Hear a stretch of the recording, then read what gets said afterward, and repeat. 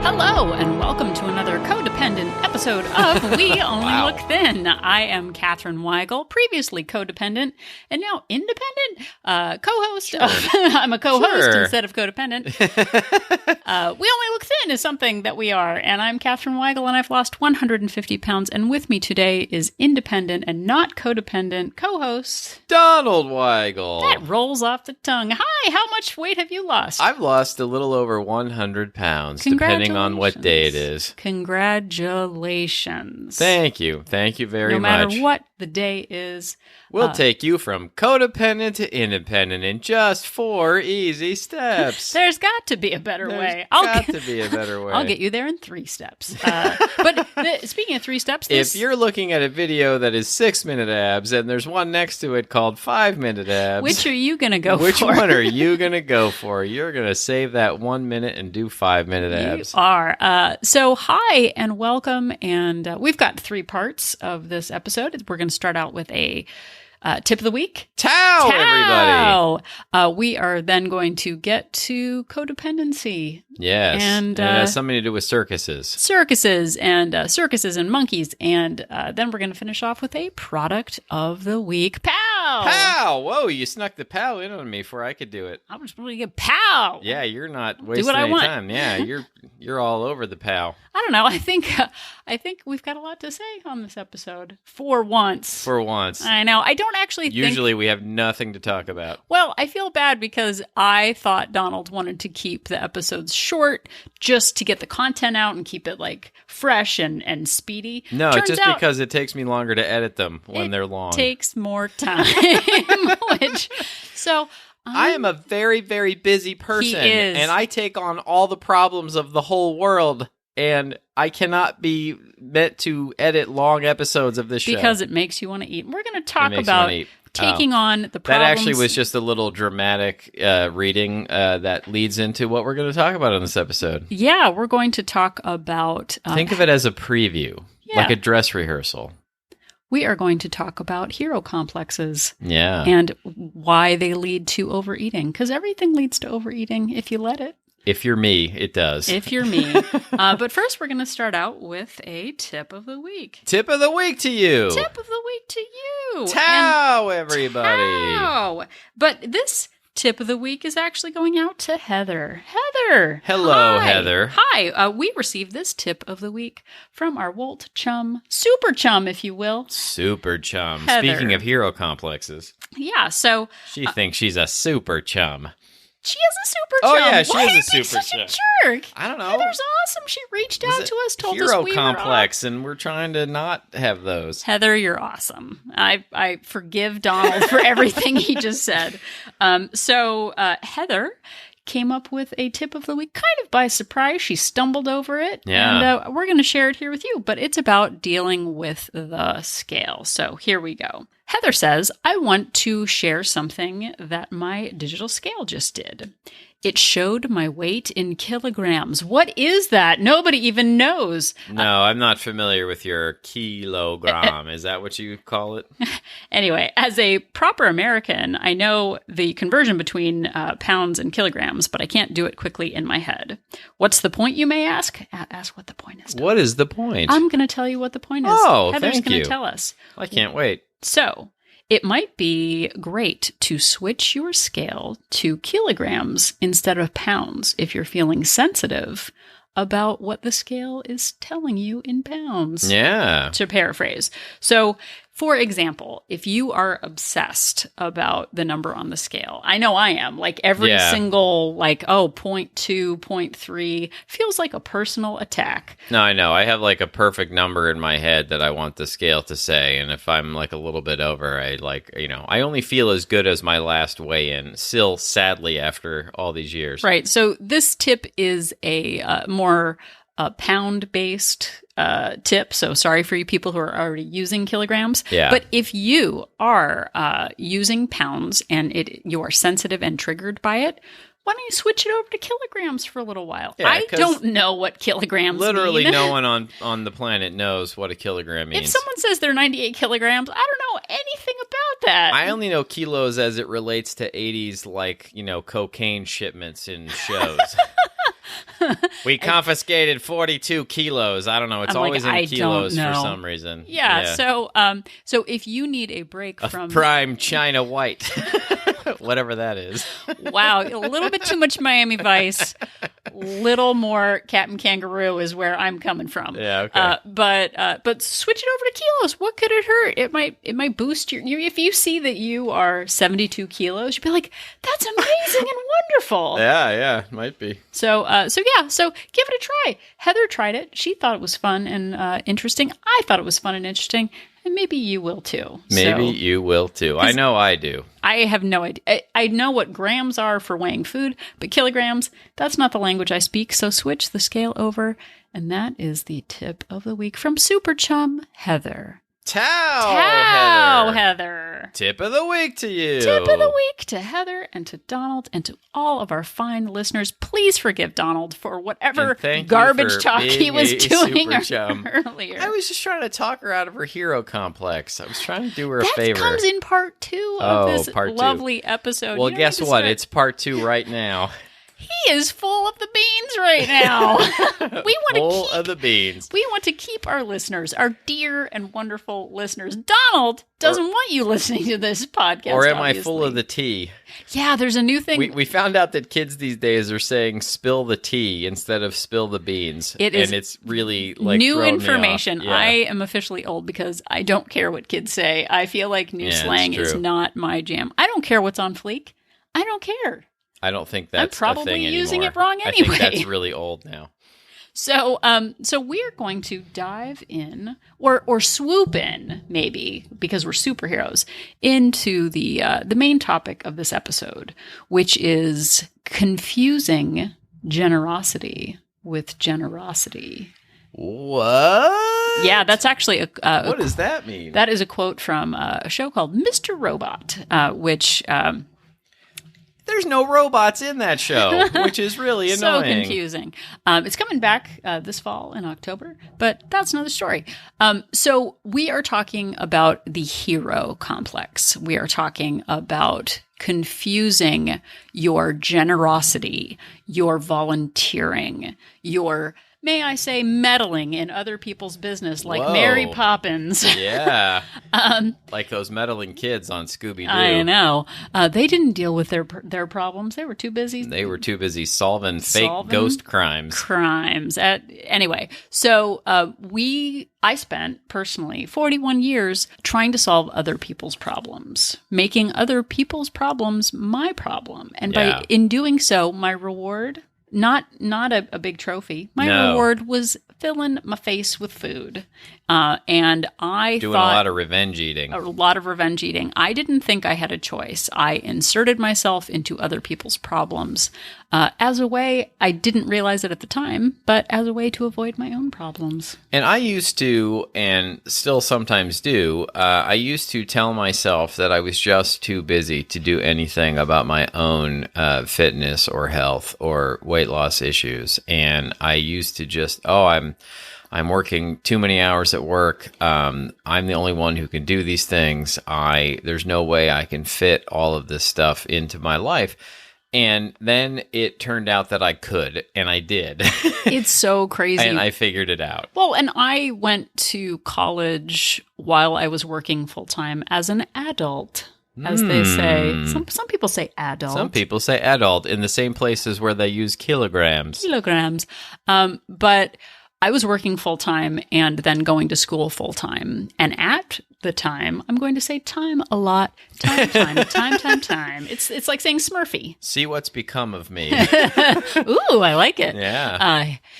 I just was about to sing that song and nobody needs to hear that, so I'm gonna stop it. No, they don't. Anyway, so I was working full-time, very busy. Then I started going to school full-time. Again, busier. I didn't think I could take anymore. Yeah. And time expands based on what you have to do to get done. But a lot of time we spend time not focused on our own interests and focus on the interests of others. And we volunteer at work, in our community, or with people that we know. We insert ourselves into problems and take things on.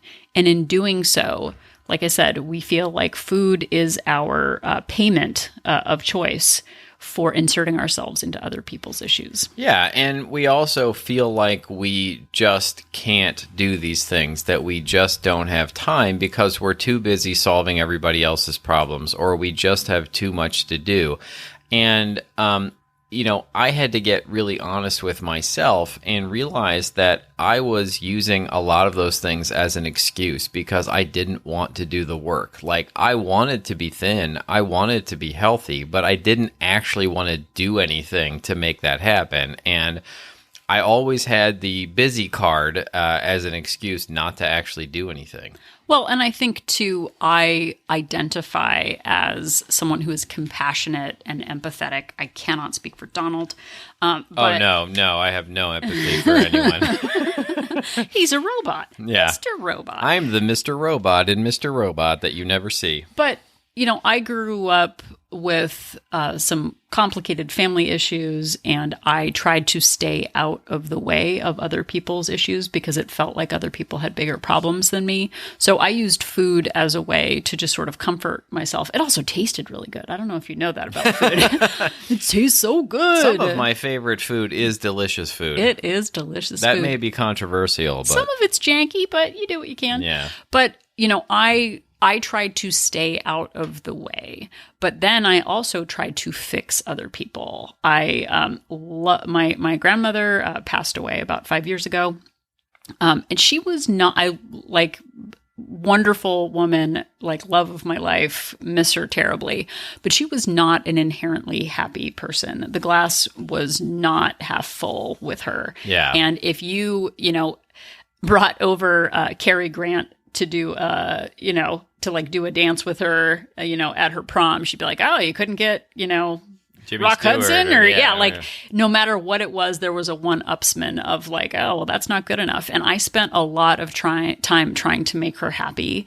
And unfortunately, I've found out more recently that happiness comes from within. It is not something that you can give to someone else. Yeah, you can't be responsible for other people's feelings. And it's something that a lot of people grow up with is, trying to make other people happy because you want them to be happy. And so you become afraid to express your own feelings. You become afraid to be your true self because you're trying to live up to the expectations that you think others have of us.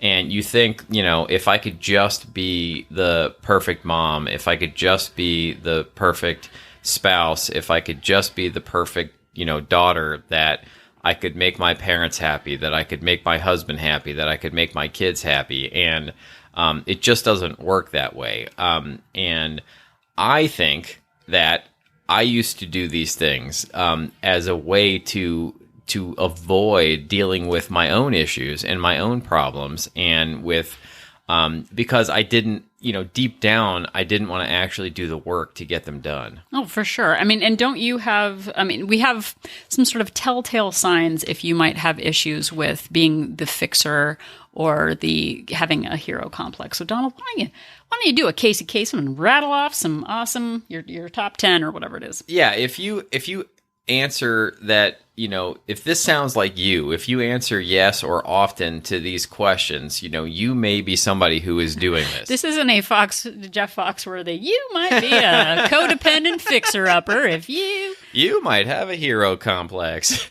If you feel... No, I'm not going to do that. I feel as if my happiness depends on other people. I feel very personally attacked by all of this, by the way. When he was reading this list, I was like, why are you looking at me like that?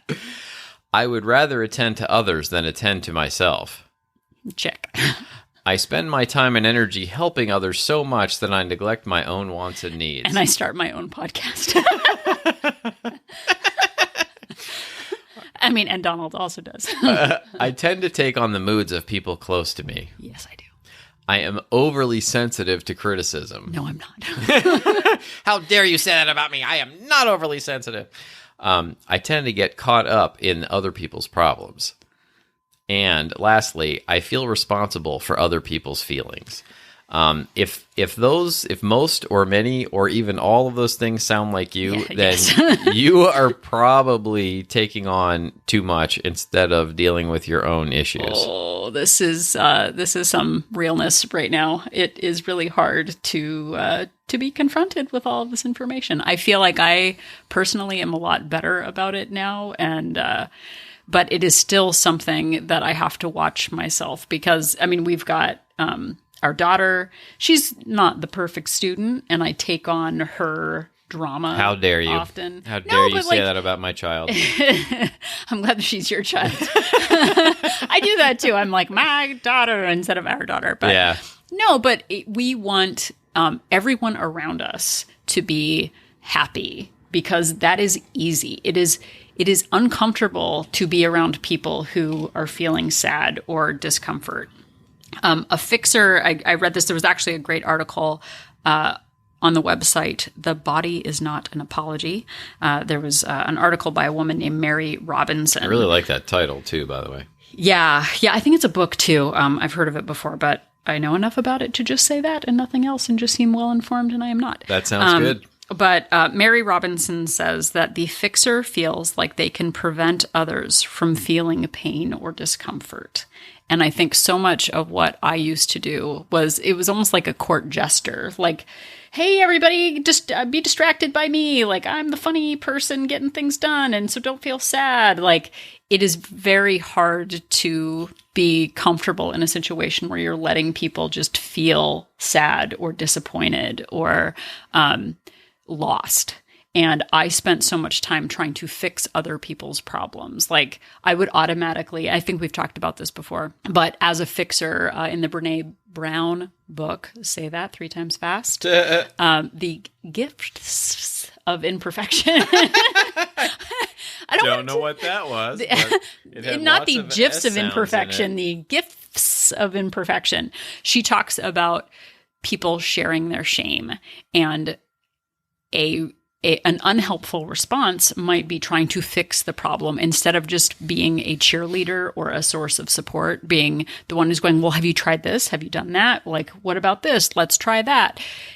Instead of just letting someone sit in their pain or discomfort, we try to fix. And it comes from a place of honestly wanting to help others. Like we don't want people to be down or feel bad about themselves. So we want to step in and solve the situation. But that's not what life always calls for. And it can also lead to, if you are generous and just there for someone, it's one thing. But if you're expecting some sort of big return on your investment, then that generosity is not actually generosity. It is a codependency.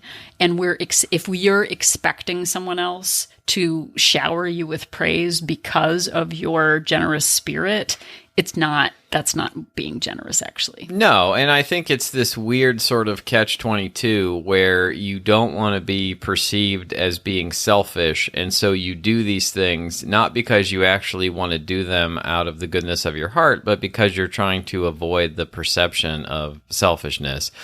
And it also makes me feel bad when I feel selfish. And so if I feel like I'm doing something for somebody else instead of for myself, then I'm preventing myself from feeling selfish. Well, and I think helping others gives us a sense of purpose.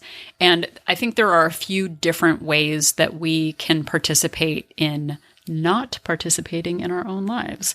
Either we're stressed at work, we take on volunteer opportunities in our community, or we take on people who need extra support. Like you feel like you're the only one who's going to coach the kids, softball team or something like that. And I definitely did that. And I had to make a distinction between what was actually helpful for our daughter and building that relationship.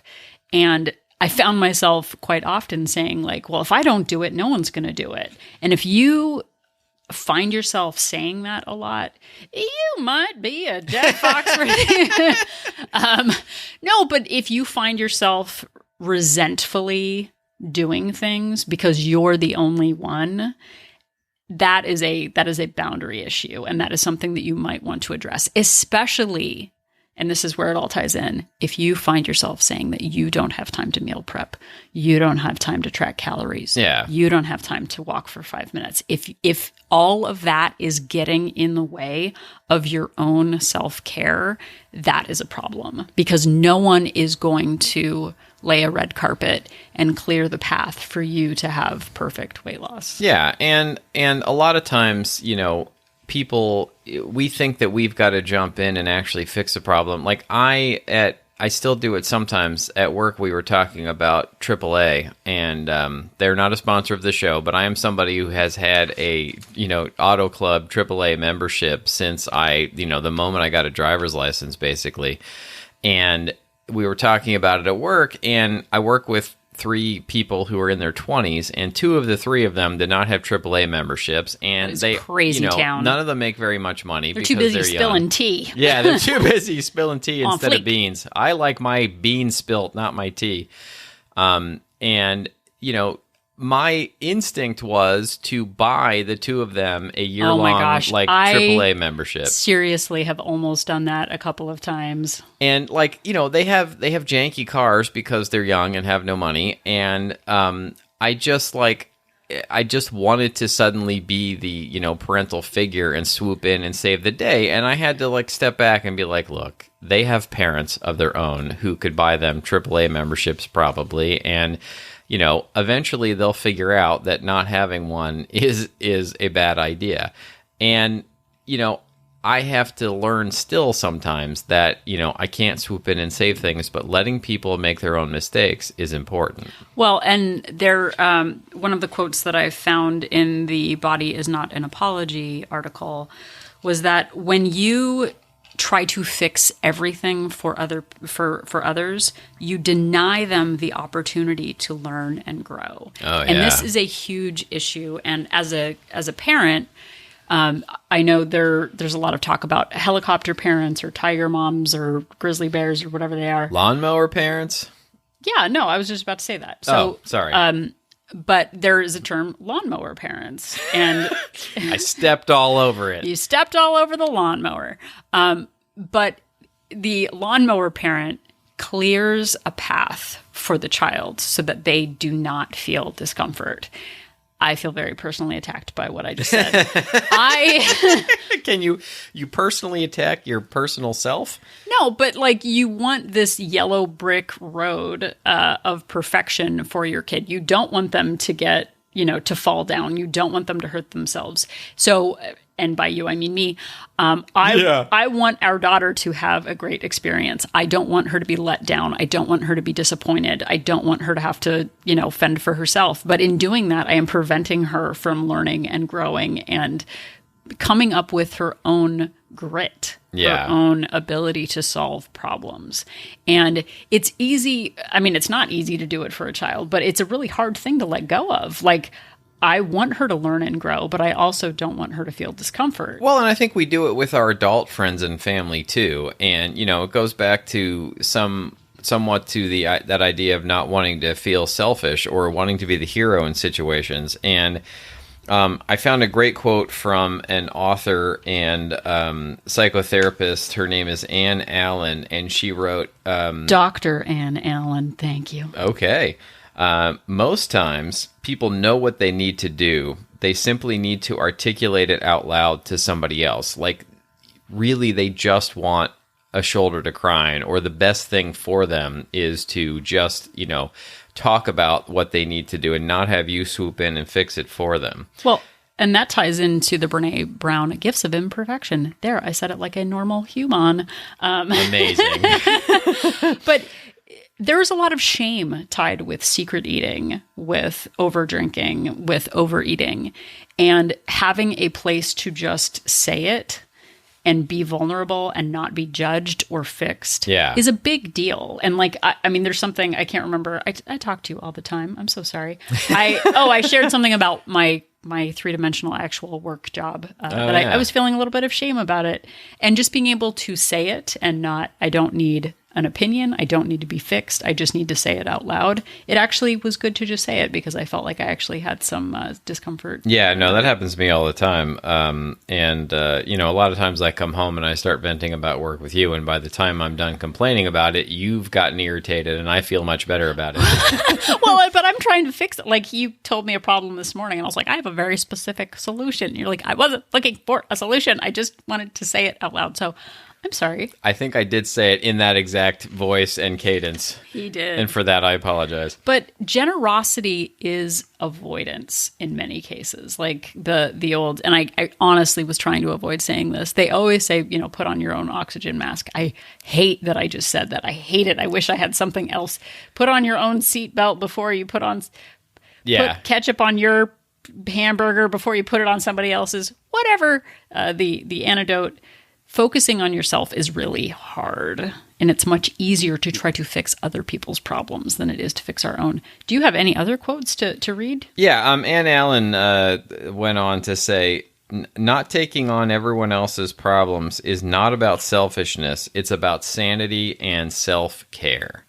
And really, I think that's the bottom line of what we're trying to get at here, is that by trying to take on everyone else's problems, by trying to, use your busyness as an excuse, your own, I'm too busy at work to do that it's really detrimental to your own mental health and then physical health as a result. And if you don't do something to take care of those things, eventually you won't be able to help anybody at all, because Exactly. you'll be too sick. You'll be too, if I had just let my diabetes go unchecked, I would have, been in no position to help anybody do anything. Oh my gosh. I mean, that is 100% me. When we first became parents, I was working full time, didn't take any time off. Don was working a lot.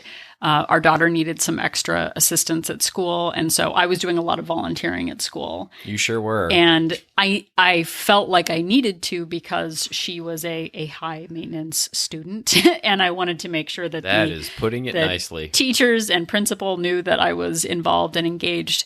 But it meant a lot of, I will bake cookies for the class so that the teacher knows that I am a good mom. And if I happen to eat half of the cookie dough in doing so, that's just a casualty of war. Yeah. But volunteering to be on the governance council. That recipe was supposed to make 4 dozen, and you brought 7 cookies. I don't know what happened. It's a mystery to us all. But I would over volunteer and overstress myself. And I actually believed, when she became our daughter, I actually believed that I would be so busy that I wouldn't eat. Like, that was actually I'll be so busy that I won't have time to eat. The old adopt a child so you lose weight plan. It's so simple. Occam's razor discusses. Okay, so I felt very put upon, and I used food as my reward for being exhausted and overwhelmed and undervalued. And that was a recipe for my own decline. And it came like after 2 years of parenting, and I've told the story 1,000 times. Sorry, my story is going to stay the same. I want to hear it one more time. I was eating and drinking to self-soothe because I was so stressed out and overwhelmed. And I felt like I didn't have a choice. But I realized I did have a choice. And I had to pull back from over volunteering and inserting myself into adult family problems, like making my family's issues my issue. I had to make my circle smaller and decide my health is important, my job is important, and my immediate family in my 4 walls. I was going to say 3 walls, but we actually have 4 walls. We've recently been able to afford that. Broken the 4th wall. Yeah. But I had to get really serious about what was important to me and my own health, because I was eating and drinking myself into oblivion. It was really bad. And I thought I didn't have a choice in it. And we're actually we're gonna turn this episode around and actually give you some sort of tips to maybe change your circumstance if you feel like you're overstretched. And the first one, and please stop me if you've heard this one before, you have to be really honest with yourself. I thought you were gonna like say some Morrissey thing, because he actually has a song. Oh yeah. I should do the Smiths thing, because everyone wants to hear me sing. But I have said this many times about many things, but one of the keys to unlocking my weight loss success has been to be really honest with myself and really evaluate, what my motivations are. And I was making myself too busy, or I was lying to myself that I was too busy to do these things, because I still have all of the same I have the same job. I spend the same amount of time there. I have the exact same amount of free time, and I still have managed to work in, 15 to 20,000 steps a day. And I meal prep and plan, and I watch my calories, and I've managed to do all of these things without, any radical, changes in the rest of my life. So the time was always there. I just wasn't prioritizing it. He's getting it done like Chopin.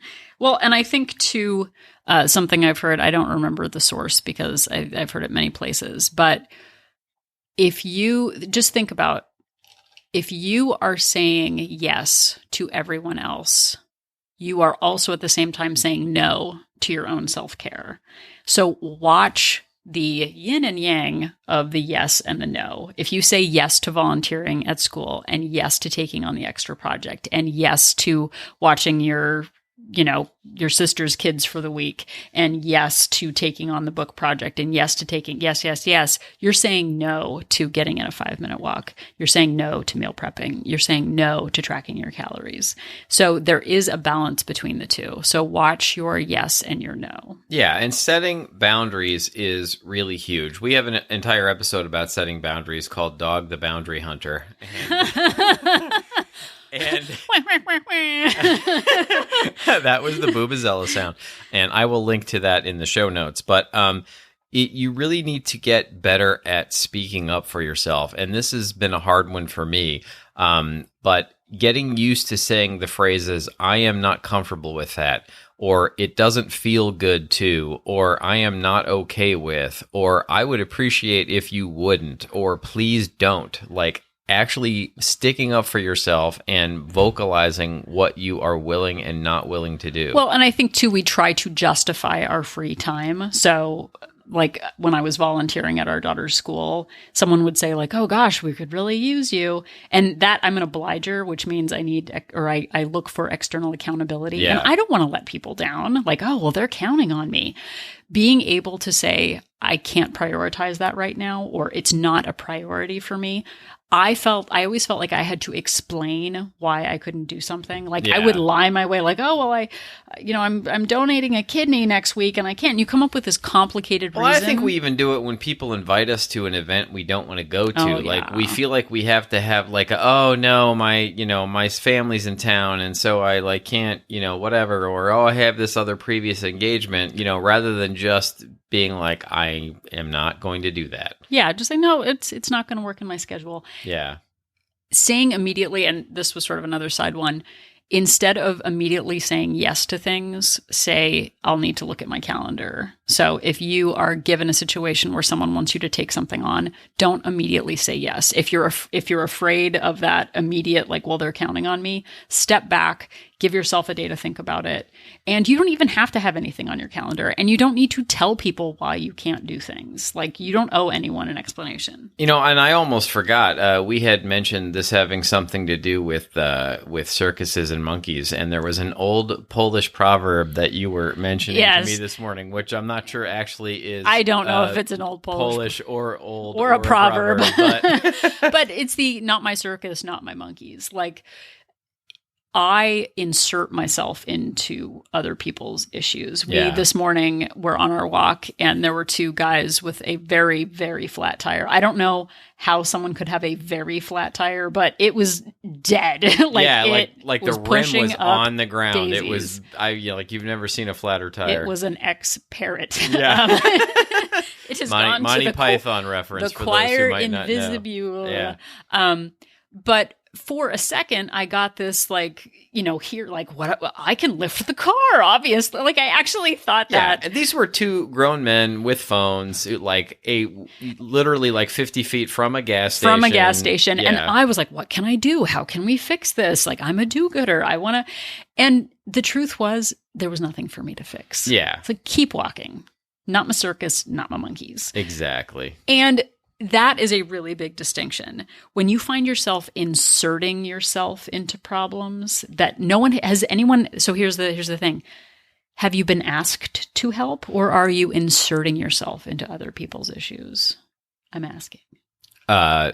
Inserting myself. Inserting myself. I tend to do that. I didn't realize there was a quiz happening. I don't know. I don't know why I pointed at you. But also get comfortable with things being uncomfortable. Yeah. You don't have to solve every problem. People, the old Polish saying, when you're at a circus, no. The many Polish sayings involve circuses or monkeys. I am Polish. My last name ended with SKI for many years, so I can say what I would like about pierogies and monkeys. Both are delicious. That's how we keep our youthful glow. The secret to weight loss, monkey. Anyway, I barely remember what I was going to say. I really was trying to remember my quote just then. But you teach people how to treat you. People will come to you looking for solutions or help outs, or I know I can count on you. Get comfortable with being uncomfortable with other people, maybe not being super pleased with you. Like, you might feel someone might go, gosh, we were really counting on you. Like, and be like, well, you know what? I can't do that right now. And be okay with it. And remember that, if you get pulled in too many directions, if you get, torn into too many pieces, you're not going to be good for anybody. Like, you and your headspace, to use a new agey term, are a limited resource. You're not infinite, and there isn't an infinite amount of you or your thinking, your thoughts, your brain to go around. And if you keep filling up your head with other people's problems, or you keep filling up your time with other people's problems, you're eventually not going to be good to anybody, because, it's going to impact your mental health negatively, and it's going to impact your physical health negatively.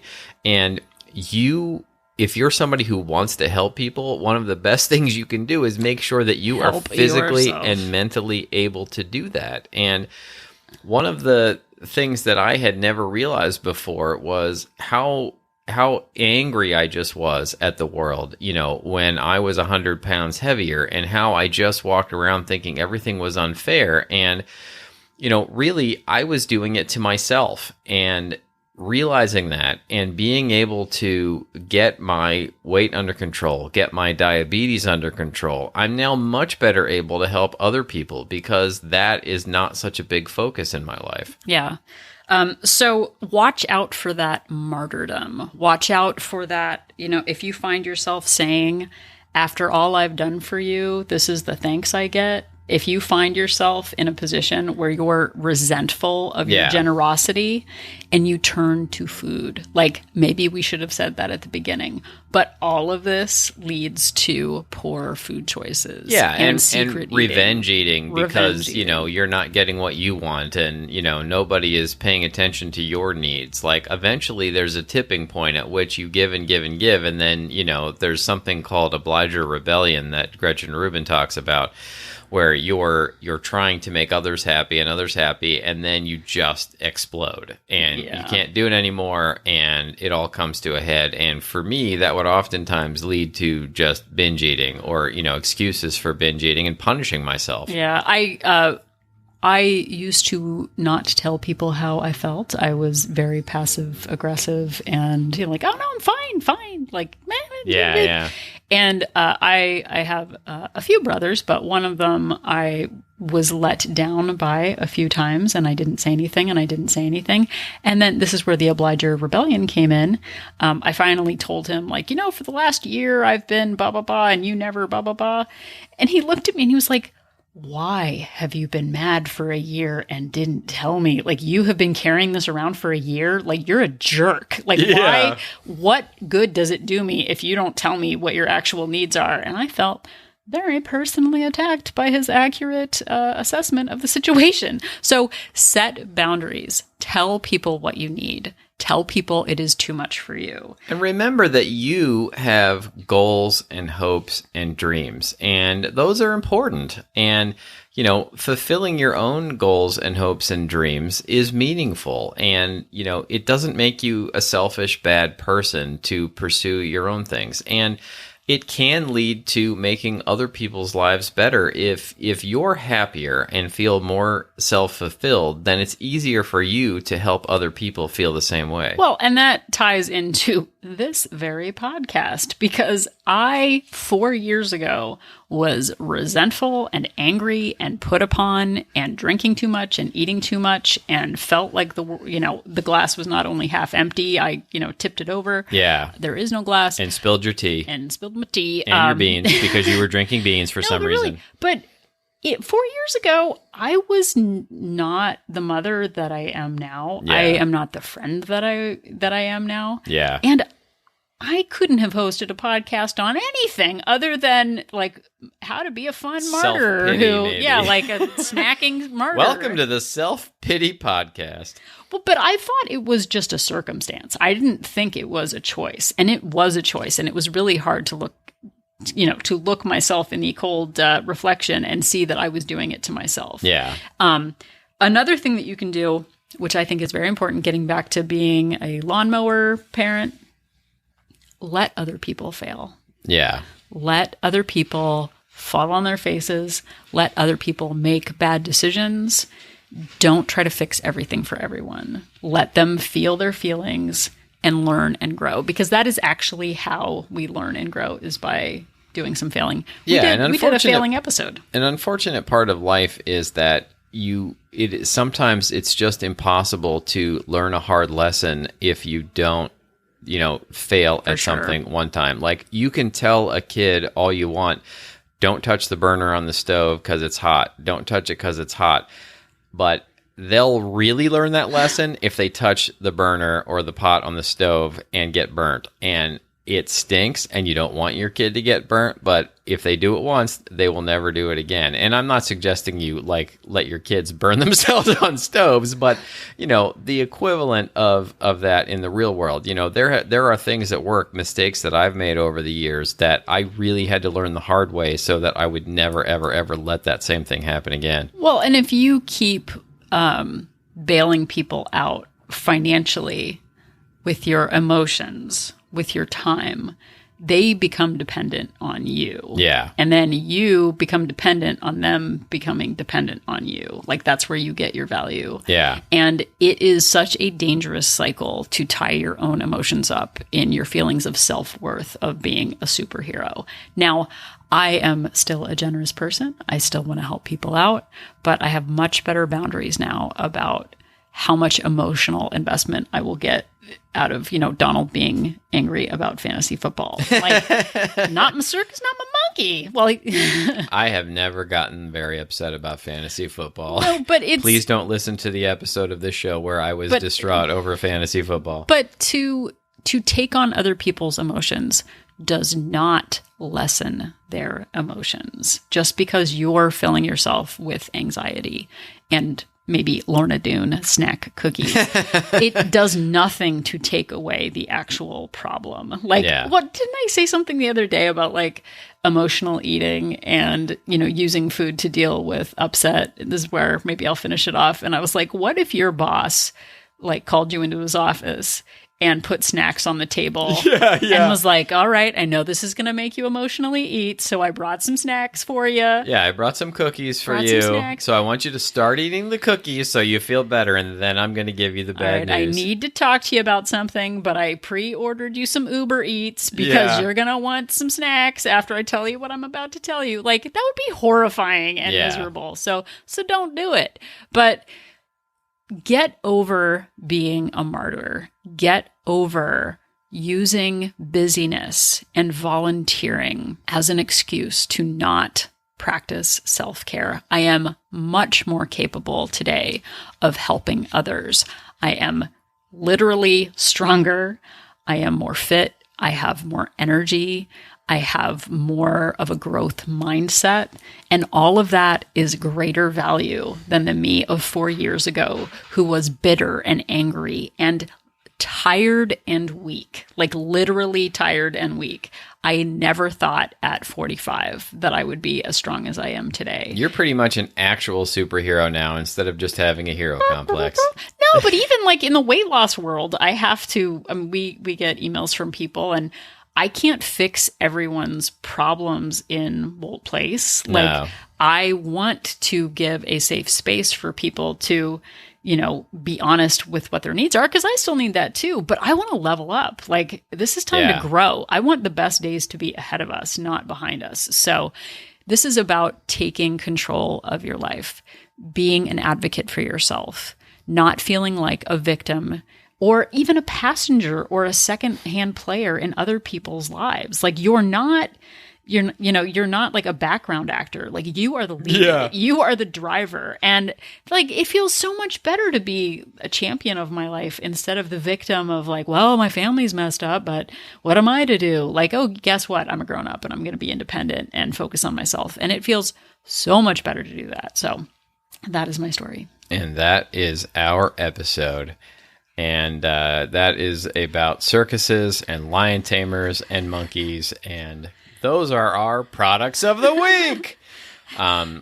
Pow, everybody. It is actually time for our real product of the week. Pow! Pow! Product of the week, everyone. Of the week to you. And this week's product of the week is a yoga mat. Oh, that's nice. And you might be saying to yourself, well, I don't do yoga. Why would I want a yoga mat? It's so comfortable, especially now that I am considerably more bony than I was. Everything hurts all the time. So she just sits on a yoga mat all the time. No, I do home workouts. I actually bought a yoga mat a very long time ago when I did actual yoga.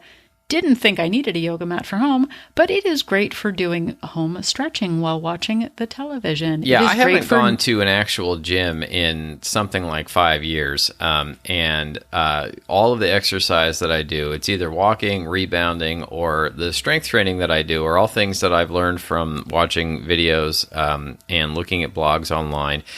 And it is so much more comfortable to do these exercises with a yoga mat, whether it's push-ups or planks or whatever. Just doing them on a carpet or a bare floor can really hurt elbows and knees, and having the yoga mat is really helpful, and it makes the exercises a little more appealing, so that I keep doing them. Well, and you know what else it is? What? So James Clear would say it is a visual reminder of your goals. Oh, so yeah. I hadn't even thought of that. I keep the yoga mats near the front door generally, and so it's always just a reminder of like, oh, that means fitness. Yeah. And just looking at my carpet, that looks like sitting. Yes. And not doing anything. Crumbs. Many crumbs.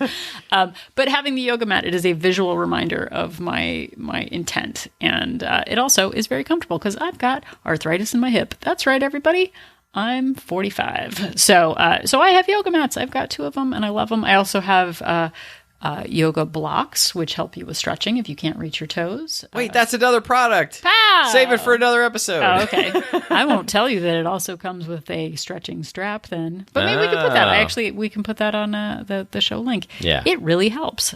So yeah, get a yoga mat. Get a yoga mat if you're like us doing exercises at home. And that is your product of the week. Pow! Pow! And that is your episode of We Only Look Thin. Walt! And speaking of Wolt, WOLT stands for We Only Look Thin. If you like our particular brand of shenanigans and you're looking for an online support group that is full of other people who enjoy our brand of shenanigans, why not check out Wolt Place? You can go to our website, weonlylookthin.com, and there's a link towards the top that says join our support group. And you can find lots of information there, including pricing and some info on what you might get out of it. And it is for women only. The ladies. No, but it is, just to be very clear, it is not a weight loss plan. It is not a guided daily, this is how you make your life better. No, it's not like a 4-step program that's going to solve all of your problems. They want a 3-step program. Yeah. No, it's a place to be honest and vulnerable and accountable. And we're actually doing a 90-day habit challenge right now. Yeah, it's exciting. And there's like a whole packet of PDFs. There's PDFs. Beautiful PDFs. left, PDFs right. Catherine made. Big PDFs. If you like small PDFs, this is the place for you. So join us over at Wolt Place. If you do not want to join us over at Wolt Place, you can leave us a review on iTunes. Yeah. Why not? Give a little or back. Apple Podcasts, as they're calling it now. Yeah. But a 5-star rating and review. For whatever reason, Apple Podcasts is the king of the podcast world, and rating and reviewing our show there really helps us out. Well, and you know what else it does? It helps my ego. We get reviews, and I'm like, wow, we're making a difference. So with nothing else, even if it doesn't have to do with algorithms, it makes me and Donald feel good. It sure does. You want to make us feel nice, don't you? Yeah. And if you want some things to make you feel nice, you can check us out on Instagram at We Only Look Thin. You can find things to make... This is getting weird. You can find us on Instagram at We Only Look Thin. And Twitter and Facebook at We Only Look Thin. Yeah. The socials. The socials. As the kids say, as they're spilling their tea instead of beans. I think I've officially said it now more than our daughter ever has even thought about it. But yeah, I don't know. I feel hip to the jive. It's really throwing me off. Hip to the jive. That's right, everyone. And if you'd like to contact us, you can do it at our website, weonlylookthin.com, or you can send us an email to weonlylookthin@gmail.com. Indeed. So if you're still not sure whether or not you should put the oxygen mask on yourself or the monkey first, just remember that Donald and I are an inspiration. Asian.